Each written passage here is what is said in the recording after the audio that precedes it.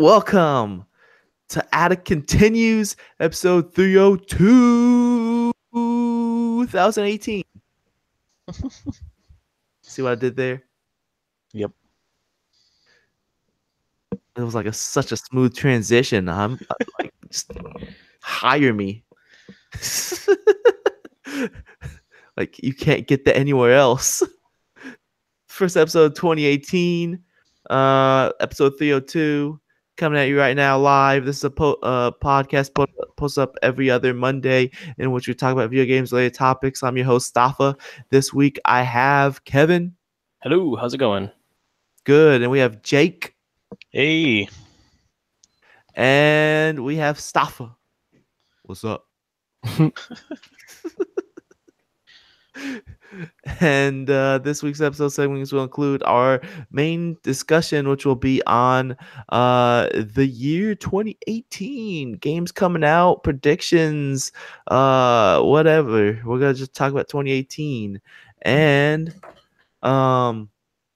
as I scoot a little closer to the camera. After that, we got some announcements and news. So before we go on, I want to do a quick disclaimer that all opinions said on this show and expressed on the show are of our own and not representative of our employers, past, present, or future. Hashtag don't fire Staffa. Yep, that would be bad. All right, so let's get going. Let's talk about some video games of 2018.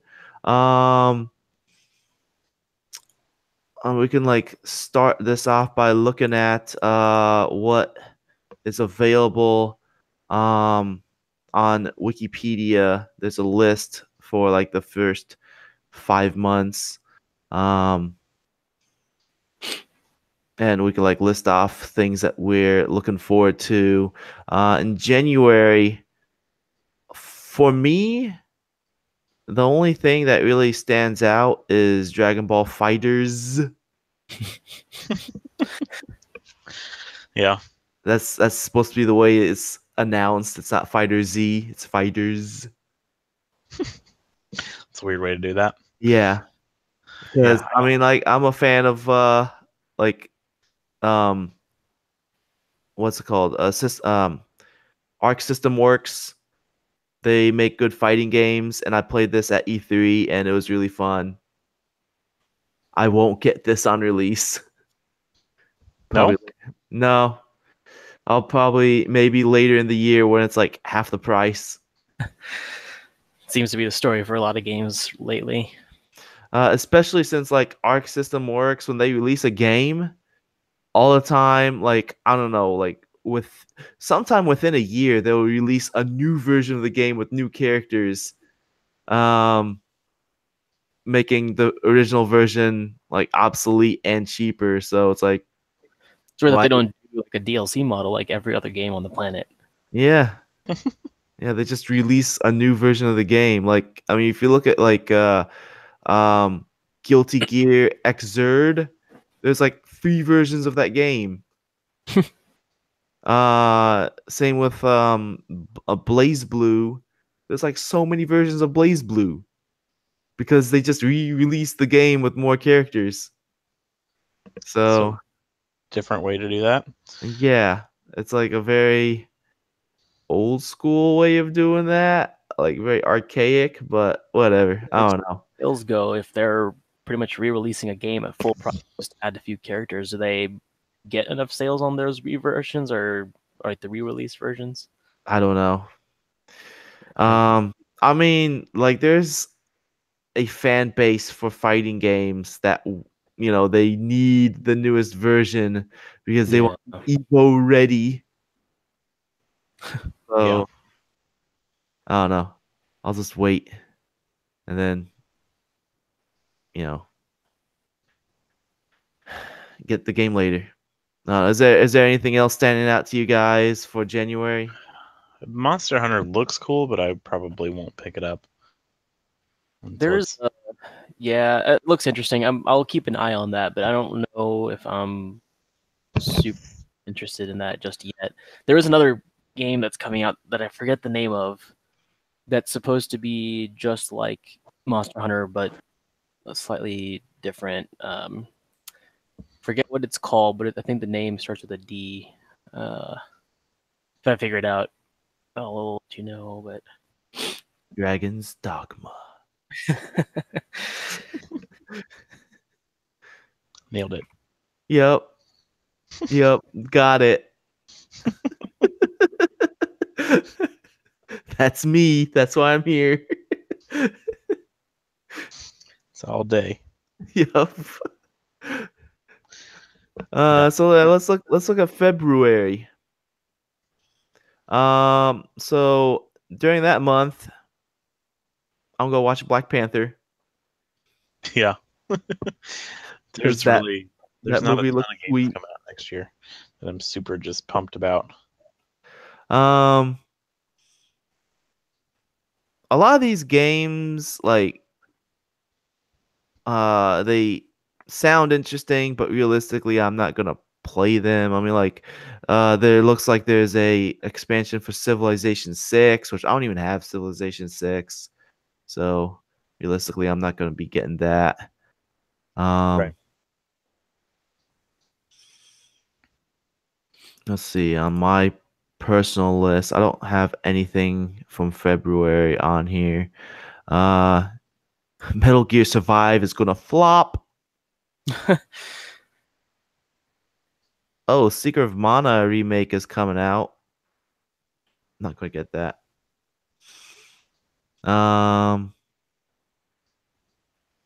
Yeah. I mean, it seems like not a huge month. There's gonna be the Shadow of Colossus remake, which I'm not interested in. I mean, I played the first HD remaster.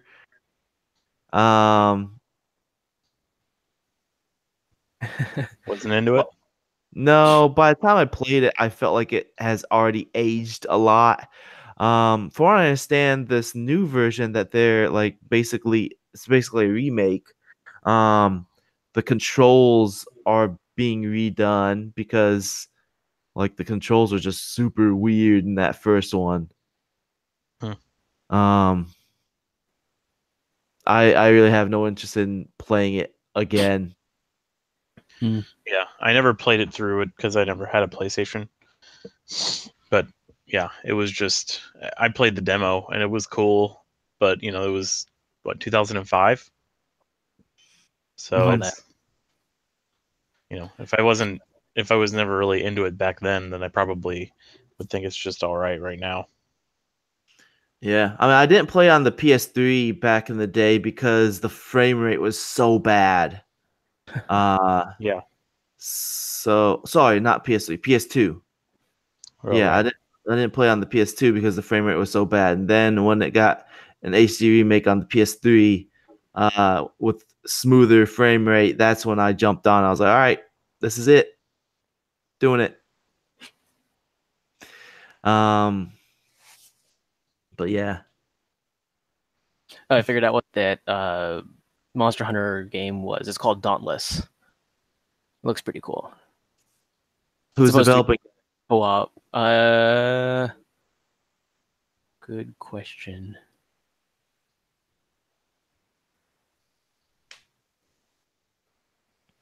All right, well, you're looking that up. Let's move on to March. March actually has some stuff that I'm looking forward to. Yeah. So like one of the big ones that stands out is Far Cry 5. Mm-hmm. Yeah, I'm a big fan of that series. Like the people who I talked to who went to E3 and actually played Far Cry 5. I mean, E3 was a mess last year because it was open to the public. No one could do anything. But the people that I did talk to that were able to play Far Cry 5, they said it was the best game available to play at E3 last year. That's cool. In my opinion, they always do a pretty good job on them. I haven't played Primal, but I've played all of the other ones. I think what realistically I'll do is I'm probably not gonna play Far Cry 5. Instead, I'll re-download Far Cry 4 and play that for the first time again. Again. The other first time again. Yep. The other time I played it, I was too busy, like spending hours adjusting the graphic settings because the game was super glitchy when it first came out, and that was just frustrating. I was like, I'm done. I'm not even gonna play this. So I'll play that for the first time again. Yeah. Sea of Thieves also looks pretty awesome. To that one, I played the whatever it was. I think the alpha. Or the beta. Yeah. I had a couple issues with it, but I think there are things that they could fix that would make the game a lot better, just based on that, my experience from that. Basically, the main thing that I had an issue with is from the game itself. You can pick a team of like solo groups of 2 or groups of 4 or something like that. But it's not really easy if you meet up with, like, if you're playing by yourself or with 2 people. Then if you meet with a group of 4 people, it's really difficult to do anything. I mean, that's realistic because, I mean, obviously you're going against a bigger team, but I think that it's too easy for people to just hunt down solo groups or just smaller groups of people. So it was really frustrating because I think it was just me and one other person, and we kept running into ships of 4 or 5 people, and they just kept chasing us, and we weren't able to do any of the missions because they were just constantly hunting for us rather than doing their own missions. So we'll see how that goes. But the other issue that I have with it is from more of a technical standpoint. It uses even if you're playing on Windows, it goes through the Xbox system, which on Windows is really bad. It took us like an hour and a half just to get it into a party with one other person and have the game recognize that we were in a party. And I mean, Really? I'm hoping that gets fixed as they. I didn't have, because I've played Gears of War on there and I haven't had a ton of problems with it. Like matchmaking and stuff. I guess it's probably just depends on the game and it's alpha. Yeah. Hopefully they'll optimize it. Yeah, we'll see, because I don't know if anything that they do on the Sea of Thieves development will help with the matchmaking stuff, just because that's going through Windows or Xbox for Windows or whatever the thing is called. But like, I was trying to join a party with someone else, but it wasn't recognizing that we were online, either of us. We were both online, set to online, and like already on each other's friends list. It just wasn't showing us on each other's lists. And then when it would join us in a party, but then say that there was some networking issue and that it couldn't actually complete the connection between both of us. So there were just a lot of technical issues with joining a friend. I don't know if it's different for matchmaking with random people, but it was mainly the friend party issues that were preventing us from being able to play. Yeah. It's they're going to have an open beta early this year is what they're saying. Like from looking at Rare's list of games that they've released, this is like the first actual game that they've made in like 5 years.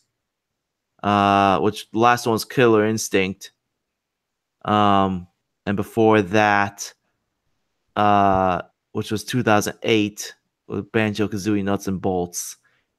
In between then, they've been doing stuff like Connect Sports and Rare Replay. So this is like the first real game they've made in like 5 years. Other than Avatars. Avatars for days, though. No. Are Avatars even still a thing on Xbox? Are they like a requirement anymore? I have no idea. I haven't played on Xbox in a long time.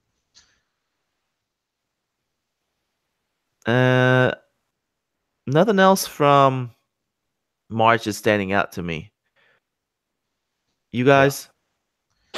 Well, I mean, there's games that are coming out in 2018 that are not showing actual release dates yet, which is why they're not on the list. Because like Crackdown 3 is supposed to be spring of this year. Is that actually coming out? That's what they're saying. It's not even on this list. Yeah, well, they don't have a release date yet. That's well, on below the months, there's unscheduled releases. Like if you go past April and June, April and May, there's like a list of games, and it just says like Q1, Q4, or no Q at all. QQ. No QQ. I'm not sure. Let's talk about that Red Dead. I'm looking to that. Top of the list, probably. So, do you guys think they're gonna like release like Red Dead 1 alongside with it, like HD release? I don't know. I think that would make sense for them to do that. Because like possible. Because I think it's unplayable on PS4 unless you play it through what's that streaming service? The PlayStation Now. Gross. Yeah, exactly. I don't know. To me, it would make sense for them to like release it at the same time because there are people like me who haven't played the first one. I guess technically it's the third one, but the other two I haven't. Oh, first Red Dead Redemption. Yeah, it's really good. I still stand by my statement that Red Dead Redemption is the best game that Rockstar has made. Yeah, I would agree with that. I mean, like all their other games are really good. They have a ton of really well-made games. Like GTA 5 is amazing, but I still think that from just a pure storytelling standpoint and like a world-building aspect, Red Dead Redemption is by far the best. And I'm really looking forward to the second game. The first one did a really good job of making you feel like you were in that setting. And I'm excited for the second game. I've heard people argue that Red Dead Redemption is the best game of last generation. Yeah, as well. I would say it's the best RPG of last generation. I don't know if it's personal preference for game. RPG? Yeah. I would not agree with that, but I have not heard it described as an RPG before. Really? What would you guys describe it as? The action shooter. Because it's very. Yeah, I guess there's not like any kind of leveling up or anything like that. Yeah, and I think there's not much of like it's a very linear story as opposed, and I don't know. I mean, it's very much based on the GTA formula, and I don't think any of the GTA games would really be considered RPGs. Maybe San Andreas by like a little bit because it had the ability to, you could like level up your various skills and like you could make yourself stronger by working out at the gym. You could increase your driving skills and all that. But even then, to that extent, I wouldn't consider it an RPG, just because there really isn't a lot of deviation of the main path that they've already provided for you to go off of. Right. But yeah, I mean, it's true. Definitely one of the top games of that generation for sure. I think one thing that really defines an RPG is that basically all RPGs have visible numbers as far as the stats of the character progression. Whether it's a Western RPG or a Japanese RPG, like all of them have like visible numbers showing, your experience points, how many more experience points you need for the next level, like different stats as far as strength or stamina or, whatever. Like basically every RPG has numbers and I mean, I haven't played Red Dead, but I don't think it has numbers visible as far as like how strong your guy is. Right. Yeah. Other That's not true. all right, let's talk about something else. Detroit Become Human.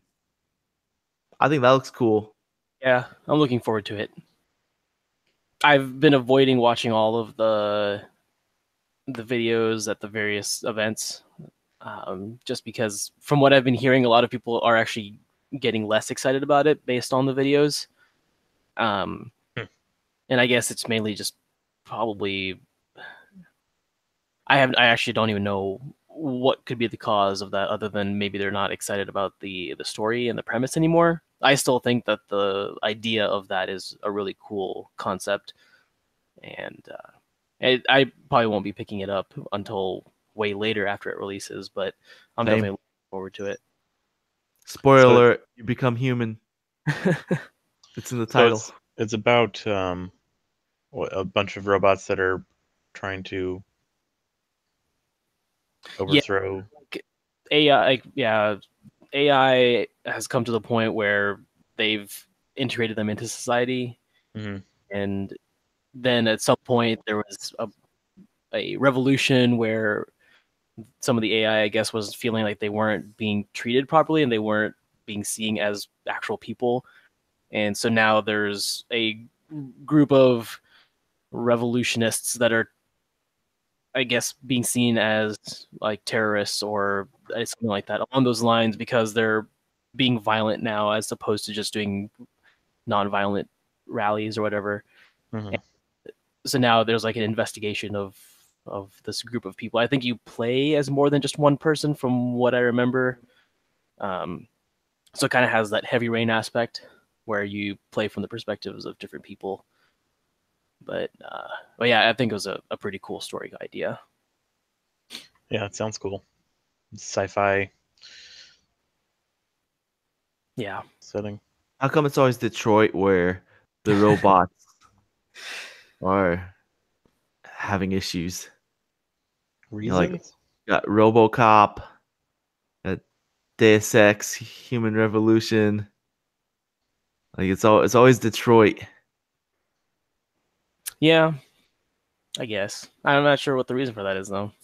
It's because the car industry died in Detroit, so they gotta replace it with something. The robot industry. All right, let's talk about something else. God of War. I'm That one. interested in that. I never really got into the older ones, but Mhm. I always like if people were playing them, I didn't mind watching them. They're pretty entertaining. They're really pretty, Mhm. especially the last one. I haven't played, what was it, God of War Ascension, but Yeah. I think that was one of the ones where most people didn't care for that one. But what we've seen of this new one coming out, it looked like, I mean, they're taking a completely different direction with this, whereas opposed to it being a hack and slash, it's now a bit more inspired by Dark Souls, where you have to plan and your attacks and be a little bit more methodical about everything. Yeah. That's cool. Yeah. Like, when before this God of War got announced, I was talking to Ali, my brother, and I basically told him that if there's a new God of War game, I'd be very disappointed because like that series just it ran too long. They didn't evolve the series at all. Like it was a good hack and slash game in the beginning, but like they didn't evolve the series at all. It just didn't go anywhere. And I was like, if they make a new one, it needs to be like a reboot or something. And while this isn't a reboot, I mean, it definitely is like going a completely different direction. It's It's Right. different enough for me to be interested, and I'm happy with that. So hopefully the game lives up to that. Dadivore. Yeah.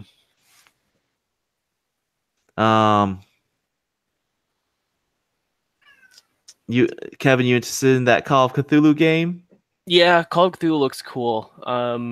I am interested in seeing if it's a. I mean, there already is a Call of Cthulhu game, so I don't recall if this is supposed to be a reboot of the series or if it's just supposed to be a completely new thing that just happens to be with the same name because it's with a similar theme. Like the Dark Corners. Yeah, because I think there was a couple Call of Cthulhu games. I'm looking it up right now, but yeah, this new one looks really cool because they are essentially building it in a similar fashion to a lot of the um, like Amnesia inspired games. So Amnesia, Outlast, or whatever. Yeah, Soma. So it's got that exploration puzzle game vibe from what I have seen from just the videos. So I'm really interested in seeing how this goes because the trailer for it is really intriguing. You play as I guess they're hinting at like you've already lost your mind, so you've already reached that insanity state, and so I already did. so like you've already gone past the point. So I guess I don't know if you're reliving memories or um, if it's like some I don't know. Like the trailer kind of hints at some things that aren't entirely clear, but I think that probably is just part of what that game is supposed to be. Like all of those Lovecraft inspired games are always about the unknown, and I'm looking forward to seeing how this one turns out. Yeah.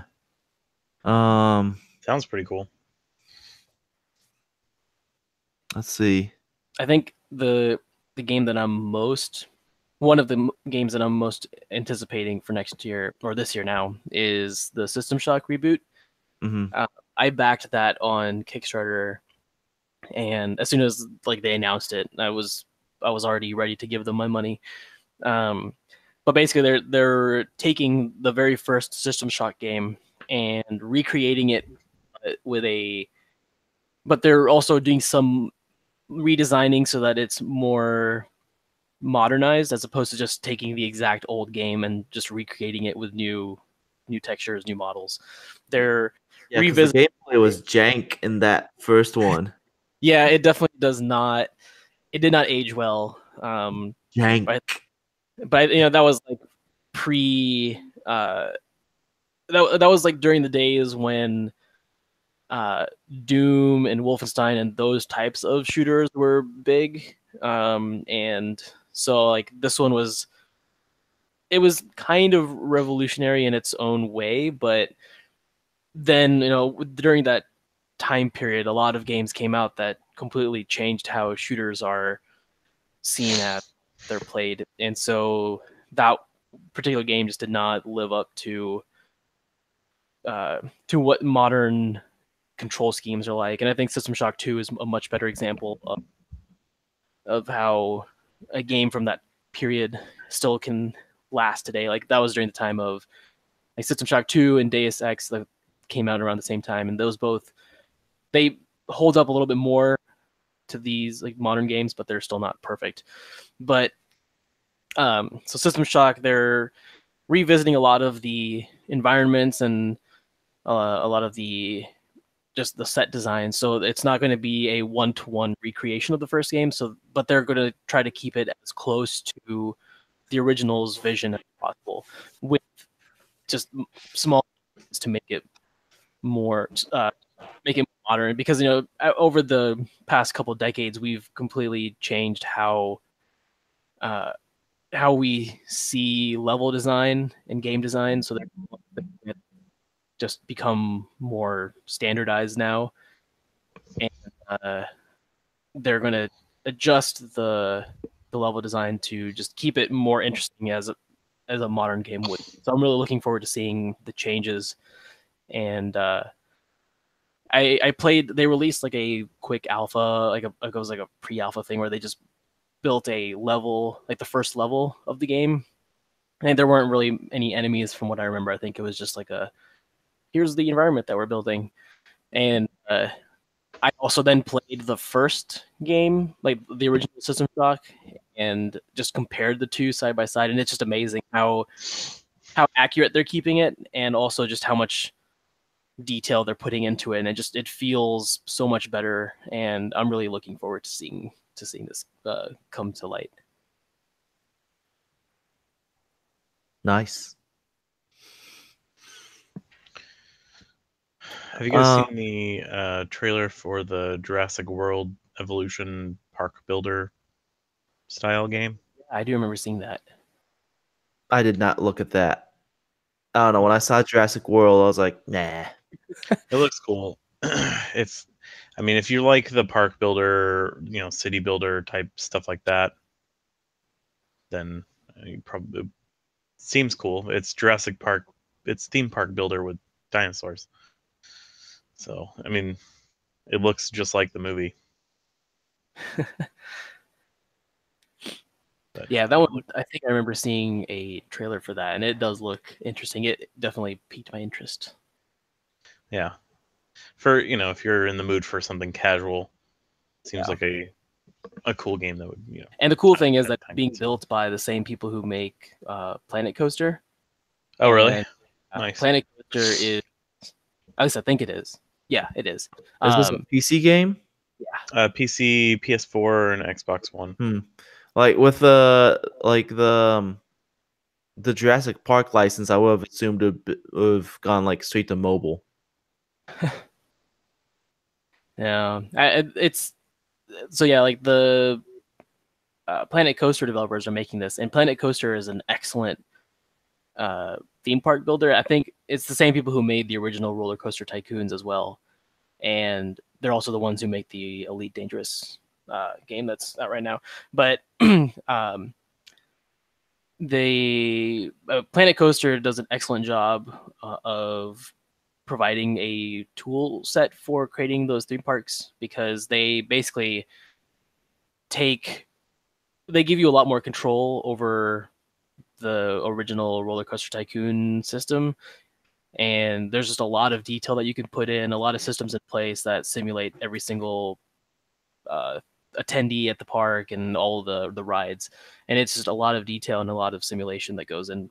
And I think it's an excellent game if you like the Roller Coaster Tycoon style games. So just the fact that they're also building this one, I have a lot of faith in their ability to. They'll probably do a pretty decent job at it. Yeah, and I have a feeling that they're basically just going to take the same engine at Planet Coaster and then just swap out the assets, make it a little bit, and then also change the simulations, obviously, so that they're more attuned for dinosaurs and just like almost like a zoo tycoon, but with dinosaurs instead of animals. Yeah, it looks pretty neat if you like those type of casual games. Let's see what else. Skull and Bones looks cool in terms of tactical ship battles. Yeah, it's basically like they're making another Black Flag game, except only ships, I think. Ships, and to compete with Rare's what's it, the Sea of Pirates or Sea of Thieves. Mm-hmm. Yeah, but it's very different because this one, I don't think you can get off the ship and stuff like that. I think it's just ship battles. Mm-hmm. Yeah, which is cool. I'm looking forward to this, but I'm a little cautious because from what they've shown, it seems like there's a lot of emphasis on the multiplayer. I think they mentioned that there's supposed to be a single player aspect to it as well. Right. But I don't know if it's probably going to be minor just because of... That's one of the things I'm worried about, because if there's no like way to run around, then how are you really going to implement a ton of story? I feel like they could potentially do that through cutscenes, I guess. But yeah, I see what you mean. Right. I guess the big thing for me was I really enjoyed the gameplay of Assassin's Creed Black Flag, but Yeah. I absolutely hated the story, and I think that they just should not have been an Assassin's Creed game. It should have just been its own standalone pirate themed game. And so I was really hoping that they would do something with that gameplay style and make just a full on pirate game. And then they announced Skull and Bones, and it seemed like they were just focusing a lot on the multiplayer stuff. Which, if it's going to be focused on just multiplayer, I will probably pass on this because that's not what I'm looking for. Yeah, I think. But if they do it with you on that one, a single player campaign, and they have like the ability to focus on the exploration and like the treasure hunting and the ship battles, obviously, then that's probably something I'll look into. But if it's just going to be like Call of Duty with ships, then it'll be a pass for me. I think that if it doesn't do well, they would eventually do like a free to play with ship skins or something like that. Like, I think that would be easy to implement. Because like, what was that? You know, that airplane and tank shooter that we played? Yeah, I forget the name of that. War Thunder. Thanks. Oh yeah, War Thunder. There's that. I wonder if they're basically taking the World of Tanks model and making that, because like there's a lot of games. I don't think so, because I think it's more of like the War Thunder style, except it's open world. Whereas like neither one of those games are open world; they're all just matchmaking. Like this is, you can, go around and there's going to be stuff to do. Okay, it's going to be like GTA ship based. Okay, open world, just go around and blow things up with your ship. That makes me feel a little bit better, because at first I thought it was just going to be a purely matchmaking system where, like I said, like Call of Duty with ships, where you're just really just sitting in a lobby and then you just get into a match, you do your match, and then you're done. But yeah, no, it's an tactical action game set in an open world environment. That makes me feel better about it. Yeah. So I mean, I think that it would be a cool game to pick up later and play at like a LAN with a bunch of people, and you all just fight each other in ships. But I don't think it'll be something that... Games aren't designed for LAN parties any longer. Yeah, I know. Games are now designed for the player to slowly unlock stuff through the multiplayer and have a progression system so that they could keep playing for a longer period. The most slow. I started playing Battlefield 1. And like unlocking gun skins in that game is excruciating. Yeah, there's like very few games these days, or very few shooters these days, let you just like jump in and play with like everything from the get-go. Like there's Overwatch, but there's like very few games like that where like everything's already available from the get-go. Yeah.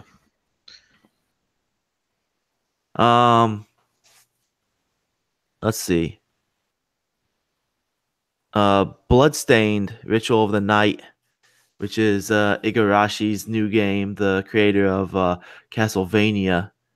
I haven't played a Metroidvania game in a while, and I'd be interested in playing his new game. Though I'm not really a fan of like how the game looks. I was hoping it would be like 2D art rather than 3D art. But if the gameplay is there, then I'd be interested in playing it. What was it called again? Bloodstained Ritual of the Night. Let's see. Spider-Man. Oh yeah. Yeah, Spider-Man, like those games have always been pretty much the same thing. It's fun to swing around the city for a little while, but eventually it gets kind of boring. I mean, Insomniac hasn't made a Spider-Man game yet, though. So, and usually their games are good. There's that one game I can't remember what it's called that they like renamed it to be something more generic sounding. Yeah. I can't remember what the game was, and like it did poorly. But other than that, usually their games get reviewed well. And I do like the fact that the main bad guy is like a D-list character, someone that isn't really used in Spider-Man stories too often, like Mr. Negative or something like that, or Mr. Inverted. I don't know, can't remember, but like either way, it's like a guy I'm not familiar with, and it's like a D-list character that they don't use too often. Yeah, it's Mr. Negative. Okay. I have to mention this game because my buddy Adam, Shenmue 3. I'm not really too interested in though, because I haven't played the first two. Well, I played a little bit of the first one. Never played any of them. Didn't get far at all. I played it too late. Like that game definitely aged. Because it came out like before Grand Theft Auto 3, which was Grand Theft Auto 3 was like the first game that like had like, for at least for consoles, like open world sandbox. Yeah. Shenmue wasn't exactly open world because you had to like go from one section to another and there's a loading time, but it was trying to do that. It was trying to like make a world for you to explore. Yeah, so by the time I played it, it was like super dated. Did you see that there's Warhammer Vermintide 2 already set to be released Q1? Which is insane because the other one came out it seems like not that long ago. I think like maybe a couple years ago. Was it a couple years ago? I can find out. No, it was 2015, October 2015. So yeah, a couple years. Yeah, I guess it'll be about 2.5 years.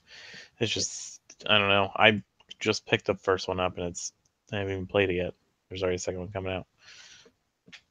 I hear people like it. It's actually kind of fun. I mean, it's basically Left 4 Dead set in 40K universe. And I play with a couple people and it's actually pretty fun. There are some very frustrating, difficult moments, but I think it's a fun game. Like it has a lot of it goes between various different paces. Like sometimes it'll be really fast action, sometimes it'll just be really slow getting from one point to another.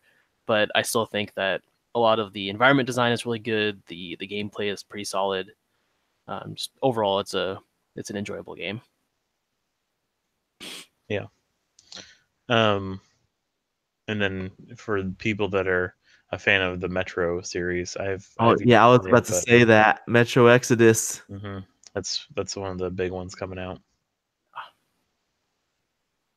That's not until the end of the year though, so it'll probably get pushed.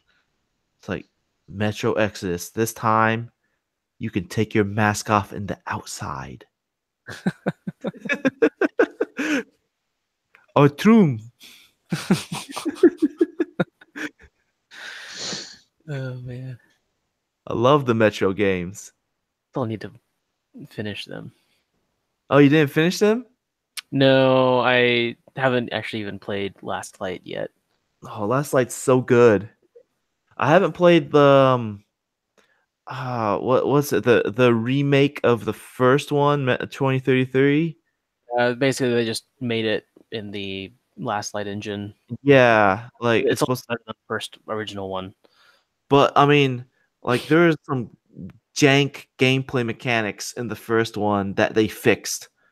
Like even though it seemed like the game was designed to have stealth, it was impossible to do stealth. That was one of the issues that I had, because I generally do try to play stealthy characters when I have the option to, Yeah. and it was really difficult to get through certain sections of the game. It's like, you're sneaking around and like that's fine, and you have like a silenced pistol, but like even though you shoot with the silenced pistol and you kill the guy with a headshot, everybody else finds out where you are and they know exactly where you are, and that was broken. Like it was not intended to be like that. So once they they released the game with the Metro Last Light engine, from what I understand, all that stuff got fixed. Yeah. So I mean, if that's the case, then it's like the definitive version you should play, and it should be a lot better. But 2033, when I played as run and gun, it was fine enough as it is. I really liked it, and I really like Last Night. So I expect to really like Exodus. Or two. Yeah, it looks cool. Those games always look really nice. Mm-hmm. Yeah, like also the team 4A Games, like apparently they designed those games in like really bad conditions. Like their studio was really bad. Like there's no AC, and basically it was like as if they lived in the metro. And I saw on their website, it was like, check out our new studio, and like it looks like a new nicer place, but like no one is sitting on chairs, like everyone's sitting on boxes. Oh man. That's good. Yeah, it's like, oh, that's gotta be bad for your back. Were they boxes of unassembled chairs? I would like to think that, but I don't think so. It doesn't look like they're getting chairs anytime soon. Maybe after this game launches, they'll fit chairs into their budget. Get them some nice like Herman Miller chairs. I wish them the best. Yeah. What else on here? Let's see. Oh, Darksiders 3 is supposed to come out this year. Oh yeah, I did hear something about that. So that means I need to like play Darksiders 1 and 2. Because I have like the War Mastered and Definitive editions. So those at least the first. I haven't played the second game, but the first one is excellent. It's a very good Zelda-like hack and slash game. It's great. I love it.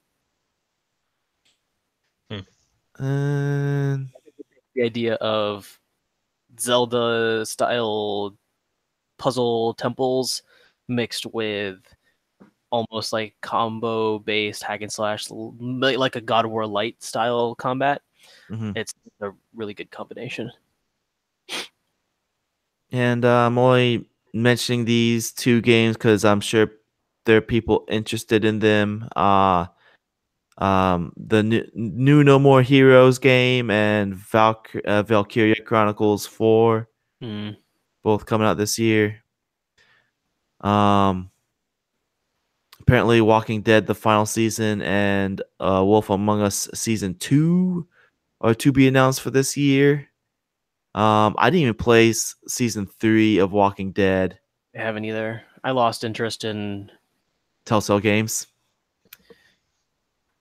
For the most part, like the same style, aren't they?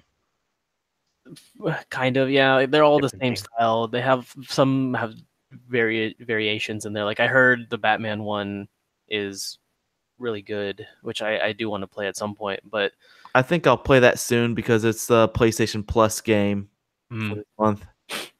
Yeah, and I don't know. I think I just got really frustrated with Telltale, and now for me, it's just like a bad taste in my mouth. Like every time I think about one of their games, I'm just like, meh. Yeah, like their games.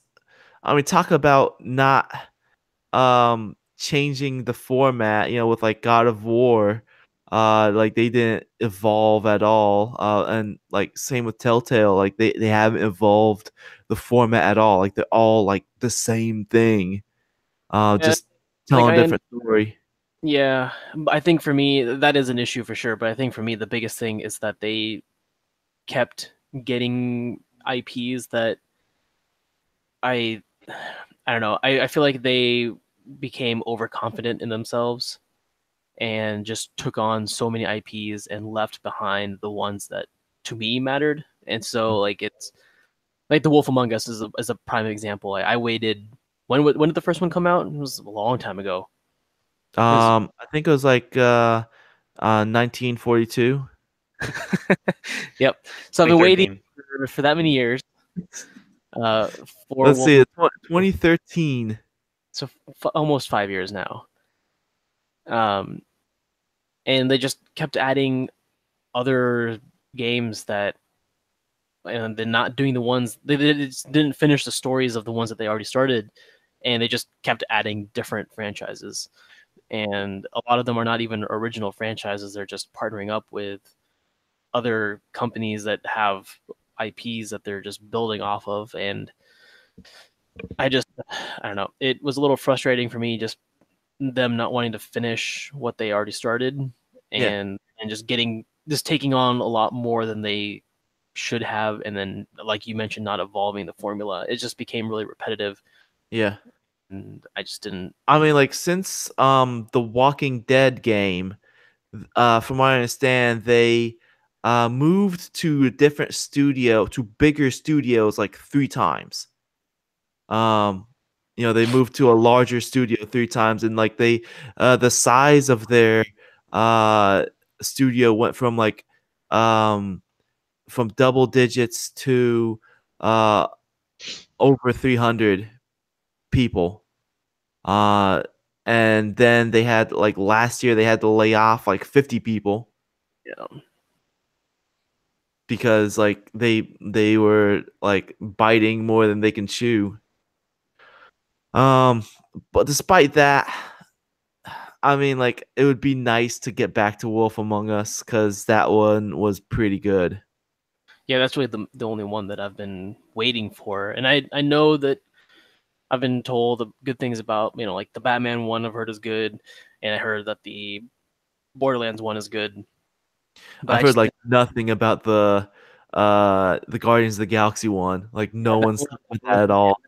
Things about the Game of Thrones one, and then obviously like the Minecraft one, just no one talks about. So there was a Minecraft one? Yes. Yeah, they called it Minecraft Story Mode. Well, oh right. And they actually have like actors in that as well, like Patton Oswalt. So like they have like known actors doing the voices. Yeah. But yeah, maybe I'll get back into the flow of their games once Wolf 2 comes out, and then maybe give Batman a chance. But I've been a little sour towards them lately. Any other games looking like they're worth mentioning? Not yet. Kingdom Hearts 3. Yeah, so I don't have Hearts games, but I won't have a way to play that. And I know same with like the Pokemon RPG game. Fortnite will finally be released. After like what, 10 years? Wasn't the game supposed to be free to play? They announced like it will be free to play. I think they're just doing a paid like Founders Edition type of thing where you can pay to play the beta, but it will be free to play. Frozen Synapse 2. That'll be interesting because I did like Frozen Synapse, but I am curious to see what they're gonna do with a second game. Maybe if they change the graphics, add some different units. It'll be interesting to see. Did they make like a Frozen End Zone? Yeah, there was that. I think it was like the tactical football one. Yeah, football-esque future sports. Yeah.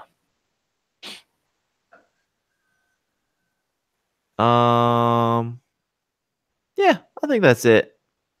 It's a pretty light year for games, I think. Anthem. I am not sure how to feel about that game. Talking about, I was going to transition into predictions. My prediction is Anthem will be pushed back another 2 years.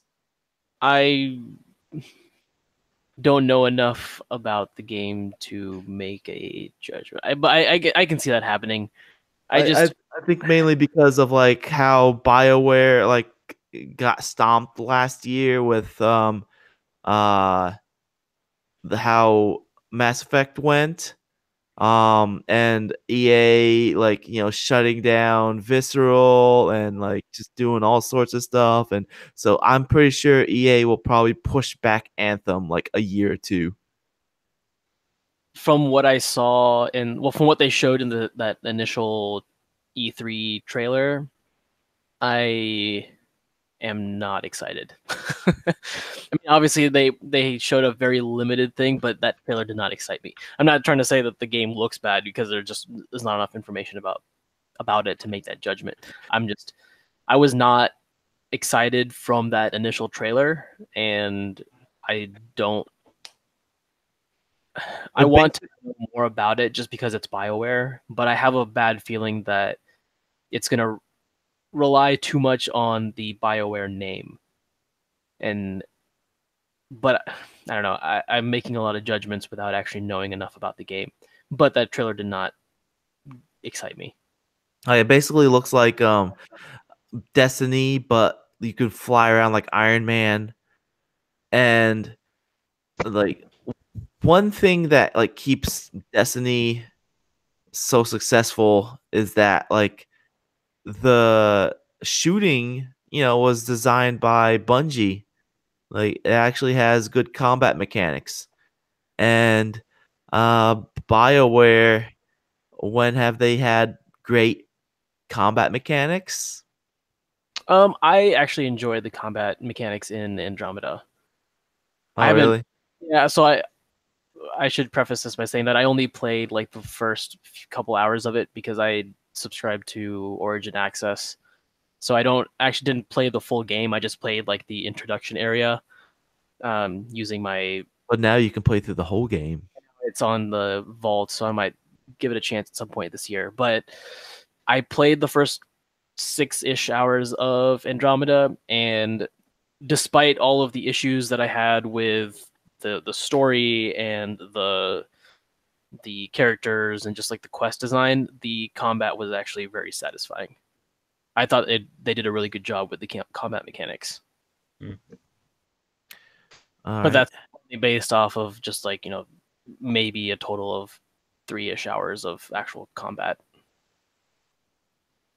Other predictions I have. I think Tomb Raider the movie will be okay. Rampage the movie will be terrible. Honestly, the trailer for that looks entertaining. And I don't even mean like so bad it's funny type of terrible. I think it's just going to be flat out terrible. I don't know. If you go in expecting like a mindless action movie, like so many movies that are just okay, then it might be all right. Well, okay, so I watched Jumanji over the break, and that was funny. Yeah. And I don't think Rampage. I mean, like, I don't know. Maybe I shouldn't be comparing to Jumanji. I mean, I'm just doing it because The Rock is in it. They look like they're completely different movies, but like, Jumanji has like some well-known comedians, and it was a funny movie, and that's why it was entertaining. But like Rampage, I don't know, it doesn't seem like the action will be particularly good, and it doesn't look like it's trying to be funny at all. It's trying to be serious. So that's why I have no faith in that movie at all. I feel like it's gonna be terrible, and that's my prediction. I think that they're going to announce another Assassin's Creed game. I don't know. I think that they're gonna ride on the Origin. I don't. Well, okay, announcement maybe, but I have a feeling that that's a little less likely. I don't know. I don't think we're gonna hear anything about a new Assassin's Creed game this year. You don't think so? I don't think. I think. You don't think they're going to keep riding that cash cow like crazy? Maybe an expansion for the current one. Yeah, but I don't think there will be an announcement for a new one. Yeah, I mean, it's still going to be a whole new game. I'm not saying like a whole different location. I think they'll probably ride this one for a little while because it's different. That's racist. Calling it different because he's Egyptian. Yeah. Got it. That's what I was trying to make a point. But in regard to Assassin's Creed, I do think I'm gonna pick up Origins, and this will probably be. I have to admit, I have been a little pleased with how Ubisoft has been doing things lately, which is very weird for me to say, but take it back, Kevin. I mean, like they had a pretty bad streak for a few years, but now with games like Siege, Assassin's Creed Origins, even Watch Dogs 2 is really good, and like I played that a little bit, and I'm enjoying that a lot more than the first one. Mario and Rabbids. Yeah, Mario and Rabbids, which I mean I can't play because I don't have a Switch yet, but I'll pick that up. I'd be interested in getting a Switch this year, but I don't think it's going to happen because I have a lot of expenses coming up this year. I bought Breath of the Wild from a friend. Yeah, you mentioned that. So, well, one of these days I'll eventually have a Switch, but it's like I'm prepared for it. But yeah, I don't know when that's going to happen. But when that does, Mario and Rabbids is definitely on the list. So I think, Ubisoft has been releasing quality games, and I guess with everyone saying that Far Cry 5 is also supposed to be really good, that is encouraging because I absolutely disliked the third one, and I never played the fourth one. Really? Third one was so good. That was probably my least favorite out of all the Far Cries that I played. Man, that's their best one, man. I'm telling you. I really like. So you hated Black Flag, and I love Black Flag, so we just have different tastes in games. Yeah, that's fine. I didn't care. I mean, I liked the gameplay in Black Flag a lot. Like I put so many hours into Black Flag, but more than half of that was just the, going around and plundering ships and taking over things and stealing stuff and finding treasure and loot. But I did not enjoy the story of that game at all. I think it completely went off the rails of what Assassin's Creed has been as from a story standpoint. But I will say that, lately the last year, 2 years of Ubisoft have been much improved. So looking Rainbow forward. Six Siege, looking good. Siege is great. It's probably one of the best competitive shooters that I've played in a very long time, outside of Overwatch.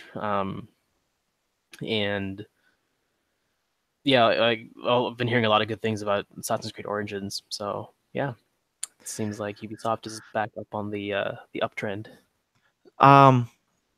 Speaking of AAA games or publishers, I think one of the big publishers, don't know which one, but I'm pretty sure one of them will announce a game that is more than $60. I would be welcoming of that. I think this is the year that's going to happen, especially with like the everyone taking out their pitchforks and tiki torches with the loot crates. Yeah. You know, so the big publishers are gonna want to make their money somewhere else, and likely it's gonna be increasing the price from 60 to 80-ish. I don't think it's gonna be 70. You don't think 70? I don't think it's gonna be 70. I think it's gonna be either 80 or 90. Okay. That's my guess. The price increase, and there's going to be a lot of backlash to it, but I feel like they just have to they'll just have to ride out the storm for now. And that's what they did last time when they went up from 50 to 60. They just wrote it out. But I think that is a necessary change. Yeah. Because games are, from a purely economic standpoint, are cheap. They are cheaper than they have ever been because of inflation, and it is unfortunate that they've been trying to make up those costs through anti-consumer methods, like with the loot boxes and pay-to-win systems and microtransactions and all those kinds of the ways that they try to trap people into paying more for things. But I think that if they increase the base price of the game, it'll help alleviate a lot of those issues with the microtransactions and loot boxes and things like that. Right. I think Valve will say nothing about their Dota card game. It has become vaporware.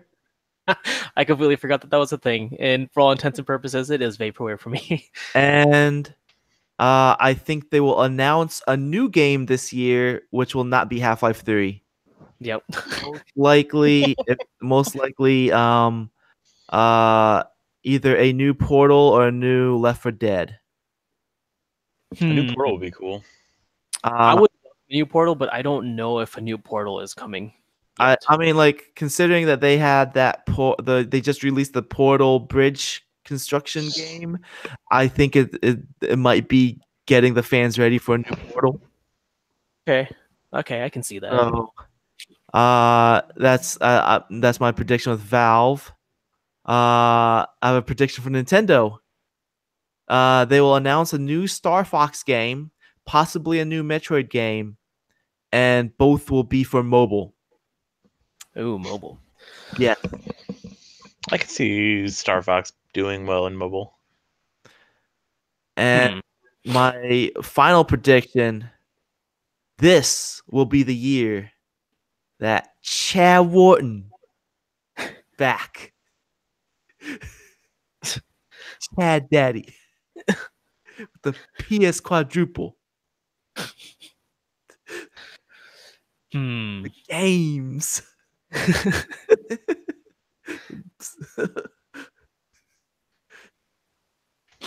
Those are pretty solid predictions, I think. Especially the Chad Wharton one. You guys have predictions? Not really. Yeah, I didn't really put a lot of thought into predictions for this coming year. Yeah, just the Assassin's Creed guess, shot in the dark. What's the next video game movie that will be announced this year? Sequel to Assassin's Creed. Oh yeah, yep. I think if not this year, then next year. I think a sequel is coming though. Yeah, I would agree with that. Trying to think what would I mean, I have one prediction for a movie announcement this year, but I don't want to say it because it might get me in trouble with my company. Because they might take it as if me saying something official, but it's just like pure speculation, so I'm not gonna say that. Well,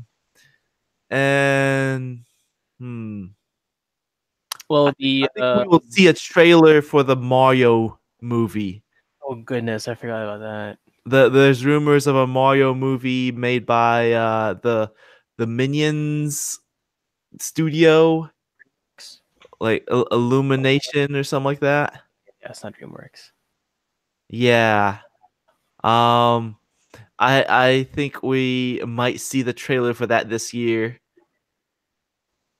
I know that the Witcher Netflix series has a script finished, or at least like in close to finished. We're gonna see a teaser trailer with just that wolf head. Yeah, I think we'll see some kind of announcement or we'll see more solid information other than just a lot of the leaks and speculations that have been coming out. But I think we'll see some solid evidence of the Witcher series. So the teaser trailer is just gonna be like the actor, probably Mads Mikkelsen, talking, and it's gonna be like the wolf head, but it's like zoomed in really close, and it's gonna be rotating. And then at the end of the trailer, it's like zooms out, and you see the wolf head, and then like catches on fire, and like the eyes have flames coming out. It's like you've seen the trailer. Are you actually part of the production team that's making it? Like super detailed prediction of what the trailer is gonna be. You can already see the trailer, can't you? Yeah, I can see it. like at the end, right before you see the whole wolf head, he'll be like, "I am a Witcher," and they'll be like, "John." Yeah, if it is Mad, I think his name is pronounced Mads Mikkelsen, from what I remember. But if he is Geralt, that would be pretty cool, I think. Because I tried thinking about other people who could be him after our discussion last time, and I just haven't been able to come up with anyone else that would fit that role. Who's your the American actors that I know? Who? Mads Mikkelsen. He's the one who played he was in a lot of roles. Why can't I think of like his actual characters though? Did you see Matthew Mercer's Halloween costume of him? Geralt. Who's Matthew Mercer? He's a voice actor. I actually haven't seen his costume of that. I think John Hamm would also be a good choice. From Mad Men. He has like a good bone structure. He has like the face of an action hero, but like he's a little older, so he's like I think he's like the right age. So just dye his hair white or give him a wig.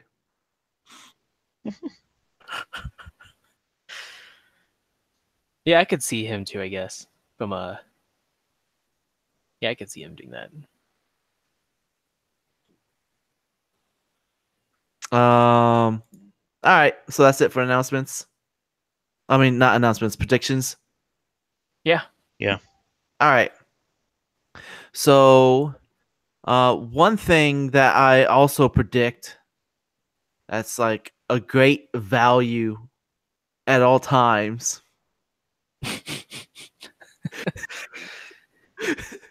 is DreamHost. It's their web service that offers unlimited storage, unlimited bandwidth, user-friendly interface, and they're also optimized to use content managers such as WordPress and many more features. All that just for $7.95 a month. And if you use the promo code OUTOFCONTINUES, that's one word, no spaces, waive away the setup fee, get your free domain registration. Wow. Deal. Announcements. We can use more iTunes reviews. Please leave iTunes reviews. It's really helpful. If you can't leave an iTunes review for whatever reason, you can still help us out by sharing the podcast on social media such as Facebook, Twitter, Reddit. Tell a friend. Tell your family. Tell your mom. Hi, listeners, mom. Now you're a listener too, listeners, mom. One of us. One of us. One of us. All right, let's start talking about news. All right, let me do a screen share thing over here, and there we go. Like that. Let's talk about some news. Let's talk about PUBG. So, one of the dudes from PUBG, Kim, Jong Un, Chang Han Kim, CEO of PUBG Corp. In an interview, he basically said that he would like PUBG to be released on every platform. So that's basically PS4 and Switch at this point.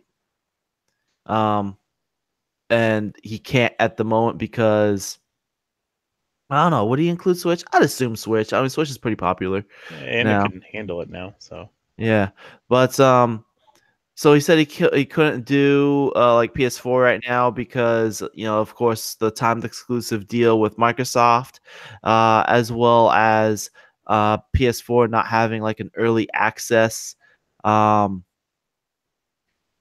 system, or not system, program, like a game preview or early access program. So that's why they couldn't go on PS4 at the moment. But he would like it on the other platforms, and he would also like to make where is it? I want trying to get the, there we go. Okay, so not only that, he also spoke about how he aims for PUBG to become a universal media franchise that could extend beyond games to TV and movies. So basically, he wants to make a movie based off of PUBG, which is basically Battle Royale. I'm gonna say that there's all of these games are essentially already based off of a movie, which was based off of a book. Yeah, a Battle Royale, which spawned tons of knockoffs like the Hunger Games, the Maze Runner. Like, I mean, like the list can keep going on and on with like all these like teenagers killing each other movies and books. So my suggestion to Kim is to like slow your roll. don't try and make your brand bigger than it is. I mean, it's huge. Don't get me wrong, it's huge. But like you don't want to expand too far, because then you might end up in a situation like Telltale. That, and also I don't understand why you would. I don't understand the appeal of turning every video game franchise into a movie or a TV show. Like, just let it be what it is. It's a game. It doesn't have any story basis that you could expand on. I mean, yeah, they could make something up for the purposes of a movie, but I mean, like, there's no point in doing that as opposed to just continuing to make the game better and better and better. Like, we don't need a movie of it. We don't need a TV show based on it. Like, there's, I guess what I'm trying to say is that there's no established lore that they don't necessarily have to come up with stuff just for the purposes of making a movie. Like, it doesn't seem like it's something that would really translate well to a movie. Yeah. Well, it can translate well. I mean, like, just think of pretty much already been done. It's gonna start off with an airplane, and then like our hero Nicolas Cage wakes up, and he like gets thrown out of the airplane, and throughout the movie he's like trying to figure out what's going on, and he sees people killing each other, so he starts killing people too, and gets clothes, like 20 minutes into the movie, he finally has pants on.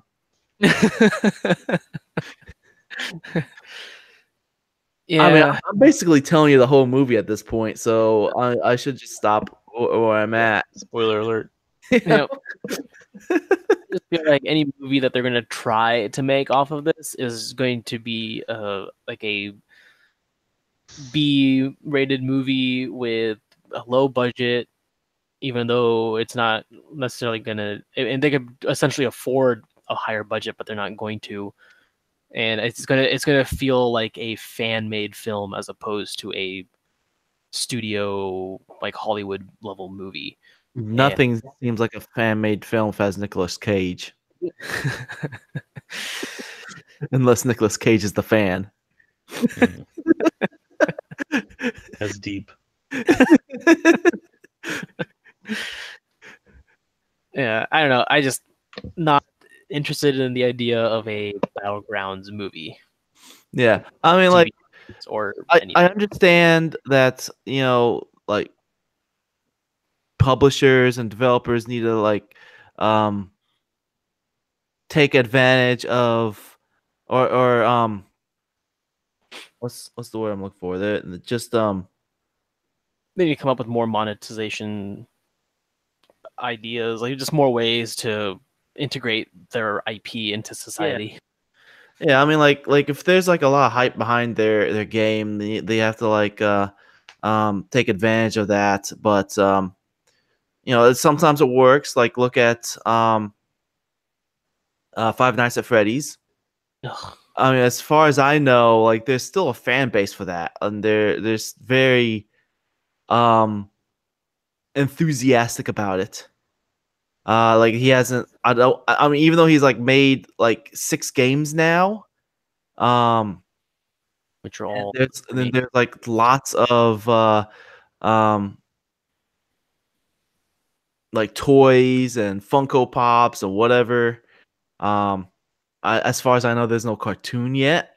Like that I can understand because there's like if you're making figurines out of the various characters that are in the games, that makes sense to me. Mm-hmm. But there are no established characters in PUBG because they're all just people you play that just you pick up random outfits. You can like, there's no established character in the game. There's not even like a person that you associate with as like this is the one who's leading you, who's forcing you into these. Well, the player unknown can be anybody. He's thing. What if the player unknown is Terry Crews? No, I would watch that movie. Power.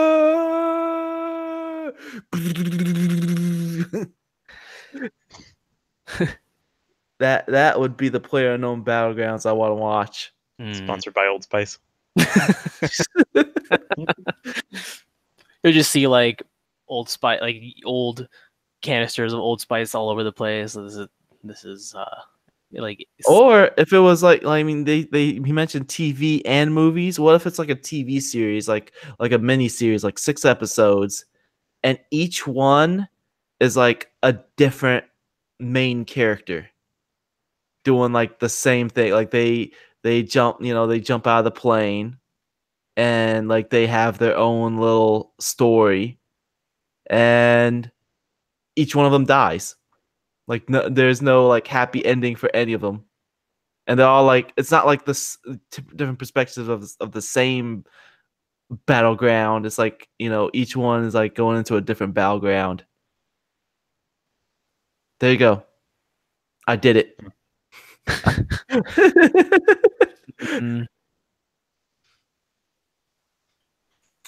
But yeah, yeah, I don't know. I feel like they're gonna if they can come up with a decent like set of backstory or lore or something around this, then that's fine. Like I can appreciate that artistic value of that.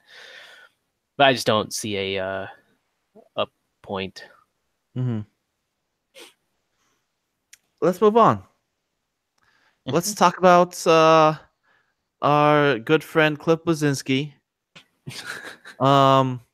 who he's been outspoken throughout last year about why Lawbreakers did not succeed, and now he's coming out again saying that it's not successful because it came out around the same time PUBG was in early access on Steam, and then like a few months later Destiny 2 came out. So games that are like completely different from his game, which was initially like supposed to compete with like Overwatch, which is still very popular. What's the name of it? Lawbreakers. Lawbreakers. Yes. Like the only thing that's really the only thing that's really unique about Lawbreakers is that it has low gravity, and each character has some sort of mobility ability. Like one can double jump, another one has like a jetpack, another one has like a grappling hook, another one can rocket jump. So like each one has like some way to use mobility. And there's low gravity in like the center of the map. Other than that, like the game isn't very unique at all. I mean, the whole ball thing is basically capture the flag. I mean, they call it a ball, but it's pretty much capture the flag. There's nothing really unique about that. And like I feel like Cliff Bleszinski is wanting to spread the blame everywhere rather than learn from the failure. And yeah, failure is like a big nasty word, but it needs to be used, because if you look at the game's stats on Steam, there was 32 players playing an hour ago. The peak was 43 players within the last 24 hours. That's pretty much a failure as far as a multiplayer only first-person shooter, competitive first-person shooter. Yeah, and that's also very all-time few people. And the all-time peak is only 7,000. Yeah, all-time peak 7,000. Average players within the last 30 days is 22. 22 people online playing this game. That's the average amount of people playing. Peak being 90 for the last couple months. Like, there's been no more than 90 people playing this game in the last couple months. So, I'm not trying to like bash on Cliff Bleszinski saying that, oh, your game sucks, but like you gotta take it as what it is. I mean, the game is a commercial failure. People are not playing the game. The competitive multiplayer shooter is a saturated market. I mean, like you could go to Steam and find tons of multiplayer shooters that are mediocre and free to play. I mean, like I could go to Steam. Well, that's not Steam, that's Blizzard. But I could go to Steam, go to the store, and I mean, oh, there's pretty sure. No, that's not a shooter. But either way, like go to the front page. I'm pretty sure there's at least one shooter on here. Codename Cure. That might be a shooter. I don't know. No, there's like America's Army. That's the percentages of game genres on Steam, because it'd be interesting to see like what percentage of all games are labeled as shooters or multiplayer shooters. Yeah, that would be a huge percentage. Let's go with FPS. See what else we got on here. probably one of the biggest things that screwed them over is they're charging for it. Like, you can do exactly what Blizzard did with Overwatch and make it free and just do skins. I like how new and trending for FPS, there's a game called Battle Royale Trainer. Which I'm assuming is completely single player because it's basically a training mode for PlayerUnknown's Battlegrounds, because that game has no that game has no training mode. Well, I mean, like, just looking at this, there's like already tons of shooters on here. I mean, granted, a few of them are VR games, but there's lots and lots of mediocre shooters, and it's just a saturated market. You can't just make something mediocre and expect it to compete. I mean, like, from the get-go, he was like already trying to play down Overwatch and saying how his thing is. He was basically competing with Overwatch from the get-go, even though he was saying that Overwatch is like Street Fighter and he's more like Mortal Kombat. They're basically the same game. I mean, he was trying to say that, like, the difference is his is more gory and mature. But I mean, like, if you want to talk about the art style, Lawbreakers has a worse art style because like, everybody, the characters, they don't really have different silhouettes. For the most part, their silhouettes are very similar. Yeah, they're all human. Yeah, like, they're all like the same shape, right? Shape, around the same size, the same stance. Some, one might have like a jetpack or something, but like, for the most part, they're all like the same. Overwatch, on the other hand, while there are some characters that are around the same size and posture, for the most part, it's pretty easy to distinguish a character from a distance. Like, oh, that is clearly Winston and not Reinhardt. Yeah. Yep. Yeah, that's true. Yeah, I think if they had put more emphasis on the characters, like, not just their shapes and abilities, but also gave them some kind of backstory, I think that's what is the big success for Overwatch. It's not just the gameplay. It's not just the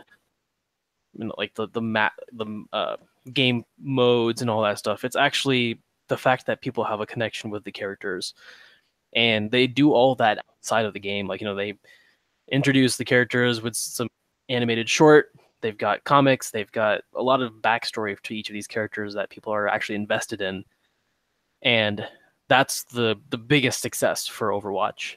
And well, not only do they have like the backstories outside of the game, which, I mean, like, a lot of people don't even look at those. Like, you can look at the characters and tell that they have their own story.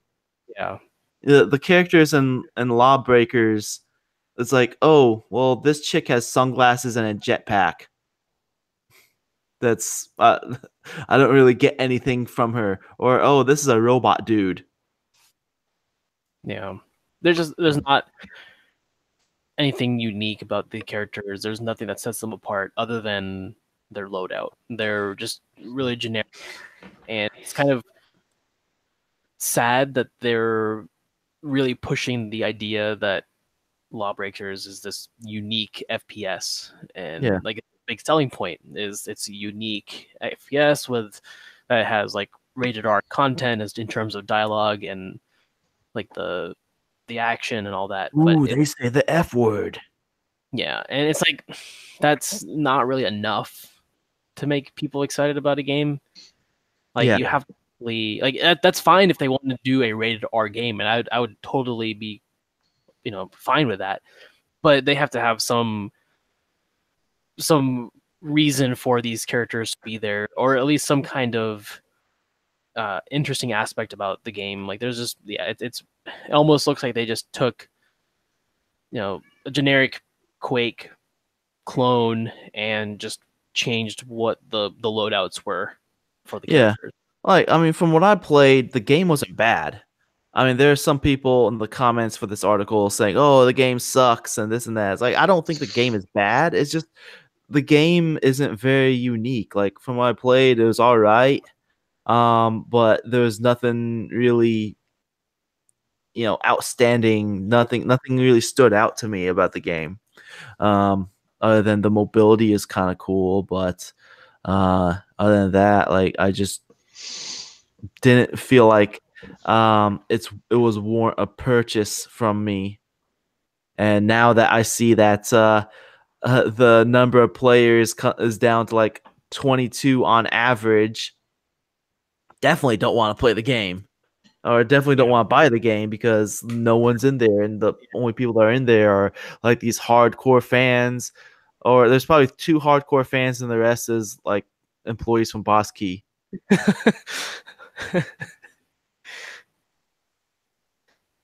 Yeah, like there's just not going to be any matchmaking whatsoever. Yeah. You're going to be stuck playing with the same people probably over and over again. Yeah. And like, mobility isn't enough for a game to stand out. I mean, what else has mobility? Titanfall. Titanfall has like wall running and grappling hooks. Plus they have Titans. Plus it has a really cool story mode. So, you got to do a little bit more to make a game stand out than just have mobility. So, but yeah, this is basically Cliff Bleszinski spreading the blame once again. Yeah. Next article on here talks about Steam unveiling its best-selling and most popular PC games of 2017.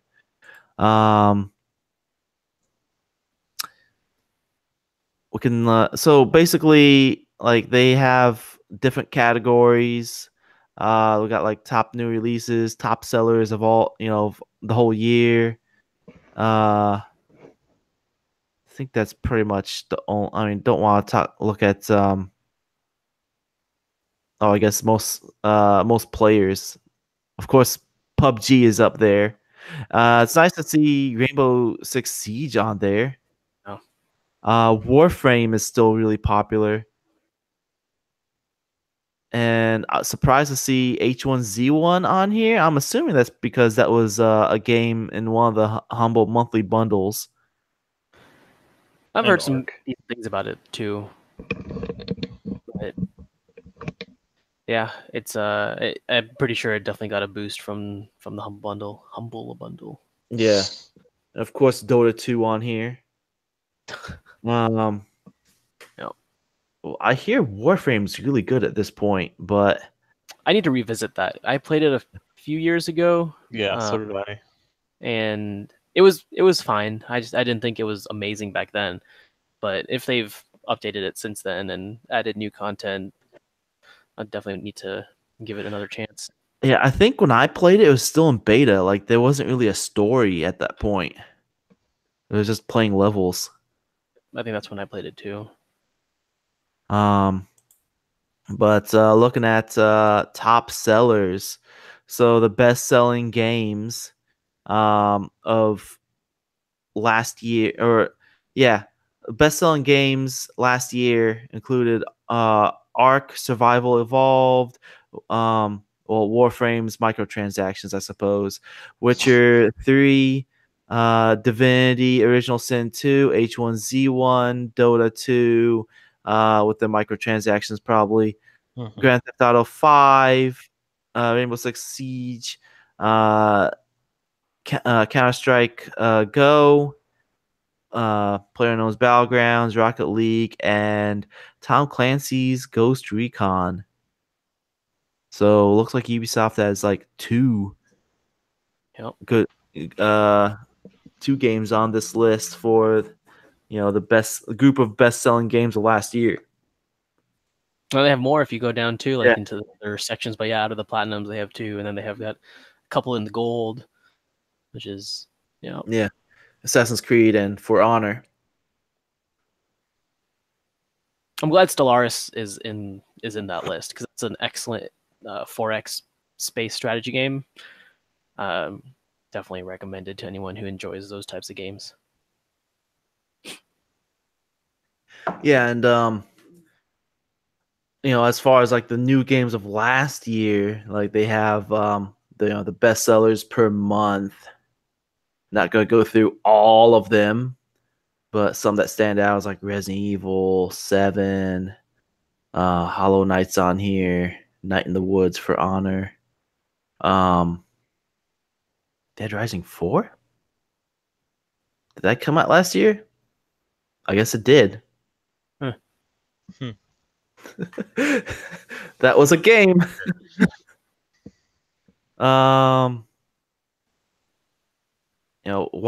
Ghost Recon Wildlands. That came out last year. I think it was early access last year. Maybe. I don't know if it's still in access. Nier Automata. What Remains of Edith Finch. Some VR games. Prey is on here. Tekken. Pyre. Hellblade. Quake. Yeah, well, let's hear how come Quake didn't become successful. Let's hear the developers talk about it came out around the same time as PUBG and Destiny and it wasn't very good. Dishonored, Death of the Outsider, Cuphead. I do want to play Cuphead. There's like way too many at this point to list off. But yeah, just some of the best-selling games on Steam last year. Let's move on. Let's talk about Nintendo and the Switch is now the US's all-time fastest-selling console through 10 months. So the Switch, even though like it's been selling out constantly, is still doing really well. I mean, they've been able to keep up with the demand. Well, I guess it's not selling out now, but like at first it was selling out because they didn't have enough. But it's the fastest selling console in the US now, which is like the opposite of the Wii U. And Jake needs the link for the thing. Hold on. Did he drop out? Yeah, he accidentally closed there we go. He accidentally closed the chat. But anyways, Jake was here the whole time. So he never left. But anyways, the Wii U was very poor in sales. It had a slower sell rate than the Dreamcast. And the Nintendo Switch turned things around. So, Kevin, is this going to be the year that we get Switches? I think it will be the year for me to get a Switch. I just don't know exactly when, but I think I'm definitely going to get one this year. I'm not sure. I will definitely not be getting one. You will not? No, I don't play console games anymore. PC Mustard Race? Mustard Race. I want to upgrade my PC. I just did. Well, by upgrade, I mean basically buy a new PC. Yeah, that's pretty much what I did. The only thing I had left was my power supply and my case. Everything else is new. Yeah, I think I can keep my power supply case and the drives. Oh, yeah, the hard drives. Maybe get a larger solid state drive and another hard drive. But I definitely need like a new graphics card, new motherboard, new processor. Mm-hmm. That's Expensive. yeah. But I don't know. Maybe I'll be able to afford all that because I'm gonna be doing tons of overtime this year. So I don't know. But yeah, let's move on. Let's talk about Paladins. That um game that is not a clear knockoff of Overwatch by Yeah, not at all. Hi-Rez. Not at all. So Man. now they are adding a battlegrounds mode. Will spawn 100 players into a massive map. The developer Hi-Rez says is over 300 times the size of a typical Paladin siege map. Success in battlegrounds will involve exploring the territory and looting its outposts for gear. Where battlegrounds difference from PUBG, however, is that players are put into squads and must work together to be the last team standing rather than the last man standing. Check That's out the trailer below. not true. You can do teams in PUBG. Yeah, that doesn't make any sense. Yeah. So You can totally do teams in PUBG, and if you're in a team, it's the last team standing. like the thing that Right? I'm Yeah. like still wrapping my brain around is Paladins. I mean, it's a game that's heavily inspired from Overwatch, so it has characters that you can play as, but class characters you can play as, and each one has their own abilities and weapons. So how does that work out in like a battlegrounds mode? They might just have every weapon available randomly as loot. I don't know.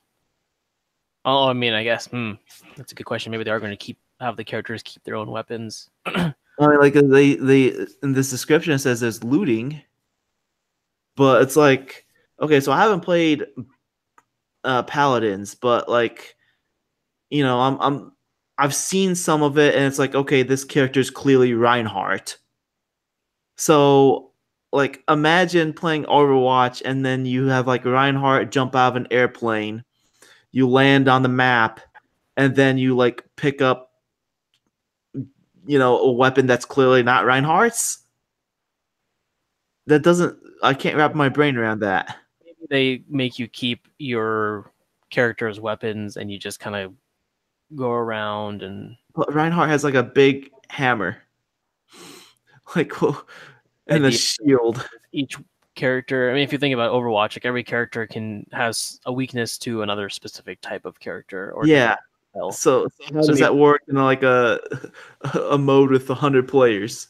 Yeah. It's hard for me to wrap my brain around it. Maybe I should watch this trailer, but I don't want to watch it while doing this this podcast, and then I'll get bamboozled.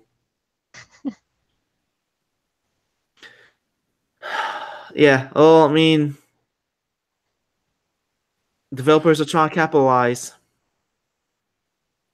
Yeah. You have the Epic Games trying to add a Battlegrounds mode into Fortnite, and Paladins trying to do it as well. I mean, like what other game is gonna be next to add a Battlegrounds mode with 100 players? Right. Far Cry.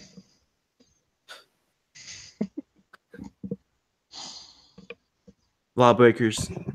Lawbreakers. Yep. They will Exactly. never fill up a single game. They do 10-man games, and they'll have 2 games. Sweet.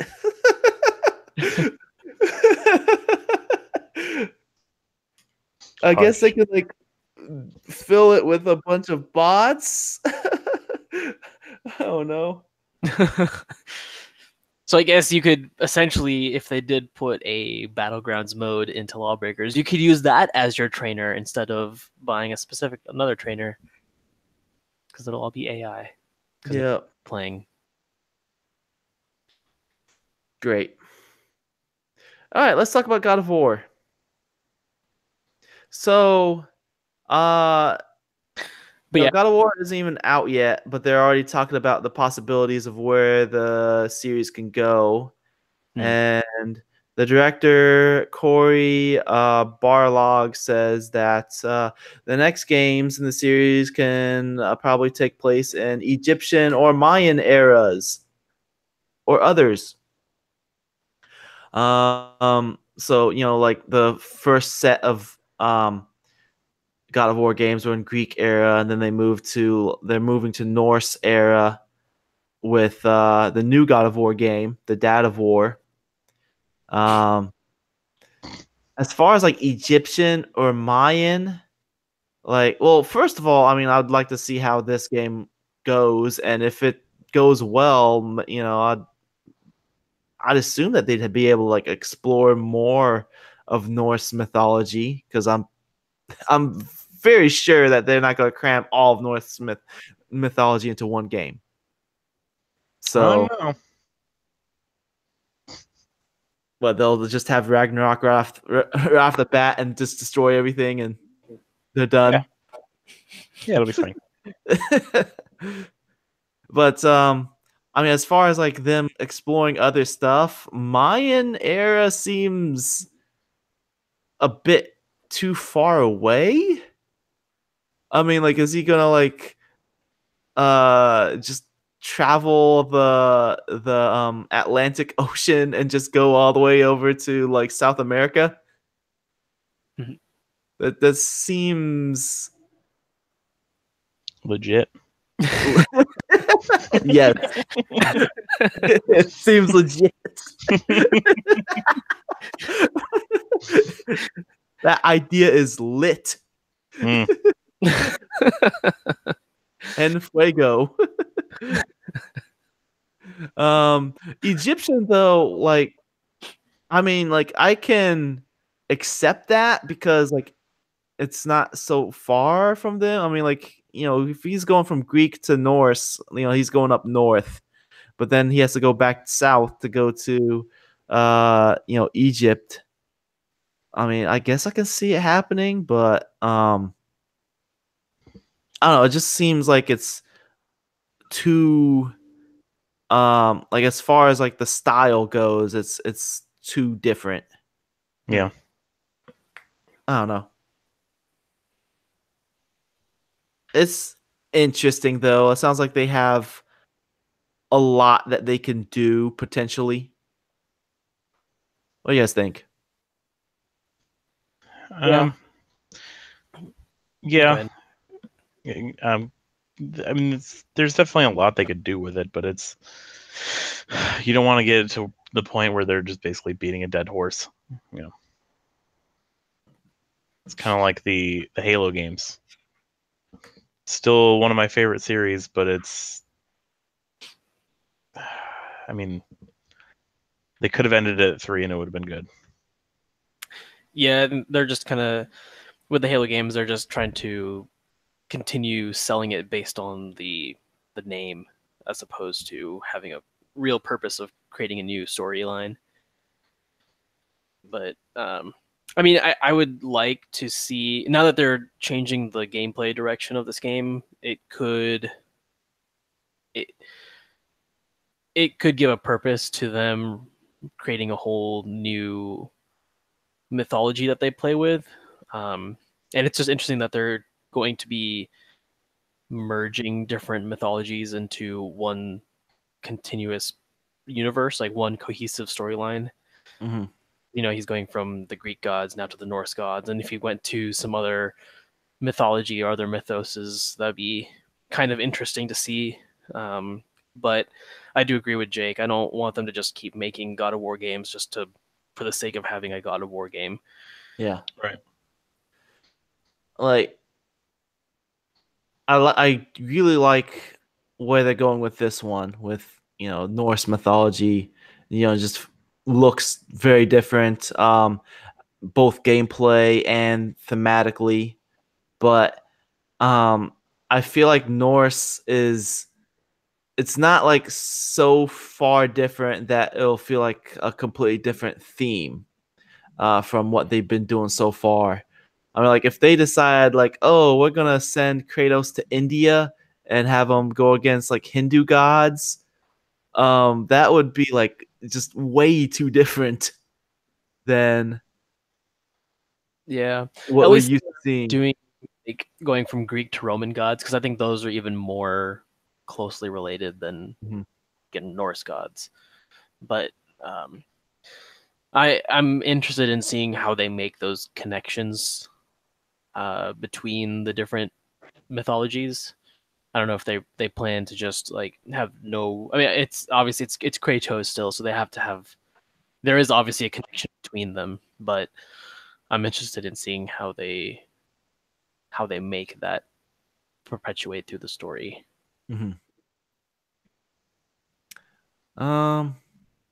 Yeah, that's pretty much it as far as news. Let's wrap things up and stop screen sharing. Hello. All right.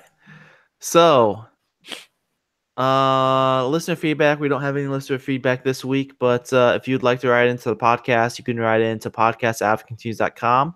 Send us your email. Send us your questions, comments, any type of feedback. We'll read it on the show.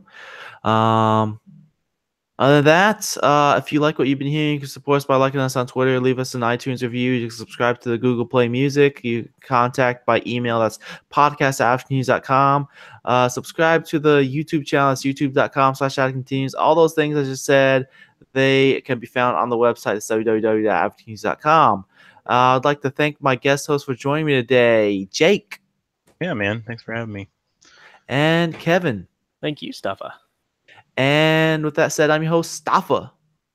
I'll see you guys in a couple weeks on episode 303. And if you're watching this on YouTube, you can click here to subscribe, click there for the previous episode, and click there for the episode before that.